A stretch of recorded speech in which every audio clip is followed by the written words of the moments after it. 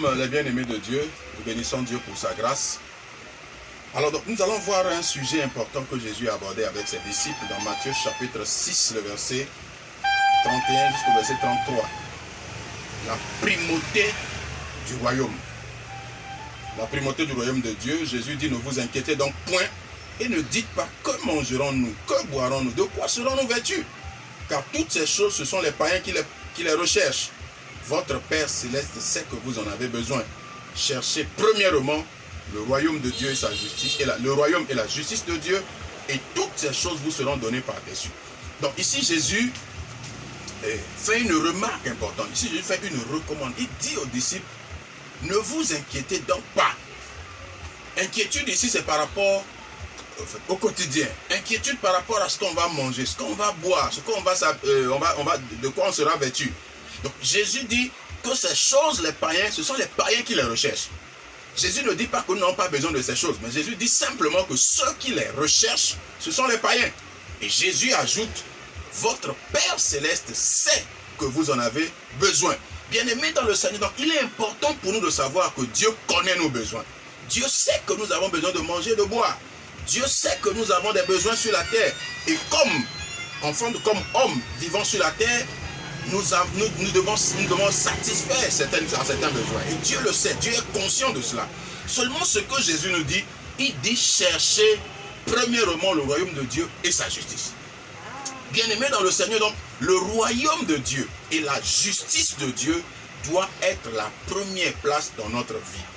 Ce que Jésus dit est tellement simple. Jésus est en train de dire simplement, mettez Dieu à la première place dans tout ce que vous faites.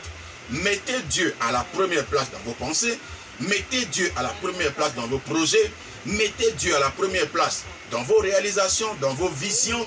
Dans ce que vous voulez faire accomplir, mettez Dieu à la première place. Bien-aimé, si Dieu est à la première place, si Dieu contrôle, Dieu a pris la première place, nous devons nous poser la question de savoir, Dieu est à la première place. Si Dieu est à la première, donc, est-ce que Dieu accepterait que je fasse telle chose, telle chose, telle chose?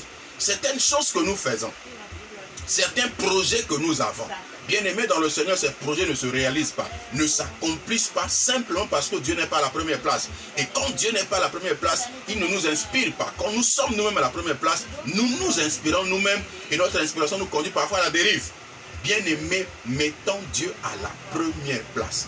Posons-nous les bonnes questions et ayons dans la pensée, dans tout ce que nous faisons, dans tout ce que nous entreprenons, dans nos visions respectives, dans nos projets, disons-nous, Dieu doit être à la première place. Et si Dieu est à la première place, est-ce que Dieu permettrait que je fasse telle chose? Est-ce que Dieu permettrait que ce projet puisse se réaliser de telle manière? Parfois, nous utilisons la mauvaise manière simplement parce que Dieu n'est pas à la première place. Lorsque Dieu est à la première place, Dieu inspire.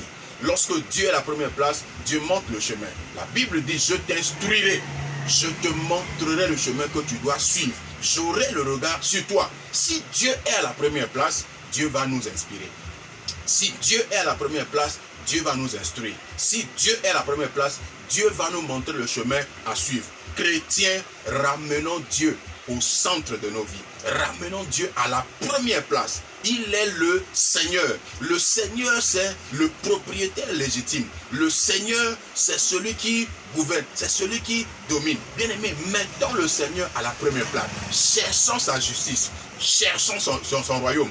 Et les besoins que nous avons, que lui il sait, il nous les donnera. Jésus dit, et les autres choses vous seront données par-dessus.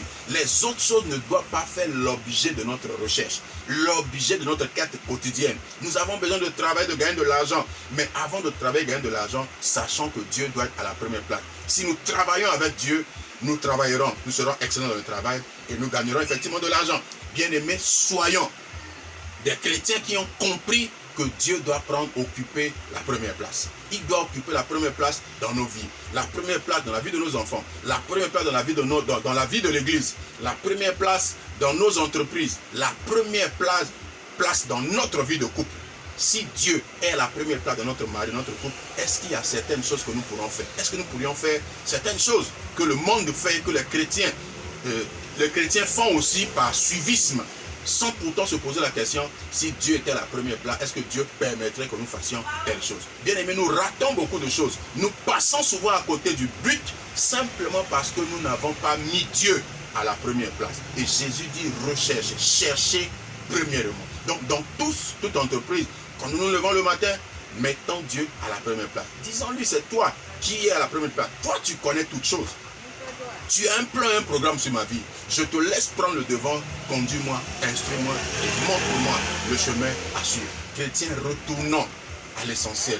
L'essentiel, c'est le royaume. L'essentiel, c'est la justice de Dieu. L'essentiel, c'est que Dieu soit glorifié. L'essentiel est que Dieu prenne la première place et que ses desseins, son dessein bienveillant, s'accomplissent à travers nous. C'est pourquoi nous devons lui laisser la première place. Nous devons le suivre et non lui demander de nous suivre. Beaucoup de fois, les chrétiens veulent que Dieu puisse les suivre. On veut donner des ordres à Dieu. Seigneur, fais telle chose pour moi. Seigneur, au plus grand tard, tel doit accomplir telle chose. Non, il n'est pas à notre solde. Il n'est pas notre boy, notre garçon de course. Il est le Seigneur. Il est celui qui doit être à la première place et plutôt nous conduire et dire, voilà ce que tu dois faire.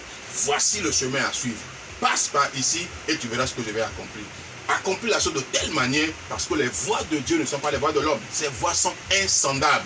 Bien aimé, il est le Seigneur, il est le plus grand, il est l'omniprésent, l'omnipotent, il est l'omniscient, il connaît toutes choses. Laissant la première place à celui qui connaît toutes choses, laissant celui qui est l'omniscient nous conduire pour que nous puissions accomplir de grandes choses. Avec Dieu, nous ferons des exploits. Il écrasera nos ennemis, a dit la Bible. Mais si nous voulons faire des exploits, il faut que ce Dieu avec qui nous sommes soit à la première place. Si nous le mettons derrière et que nous sommes devant, nous n'accomplirons pas des exploits. Les exploits sont pour ceux-là qui ont donné à Dieu la première place. Chrétiens, donnons à Dieu la première place. Laissons-lui conduire nos vies et nos destinées. Il accomplira tellement bien qu'à la fin, nous n'aurons que des actions de place. Que Dieu bénisse sa parole, qui vous bénisse. Au nom de Jésus. Amen.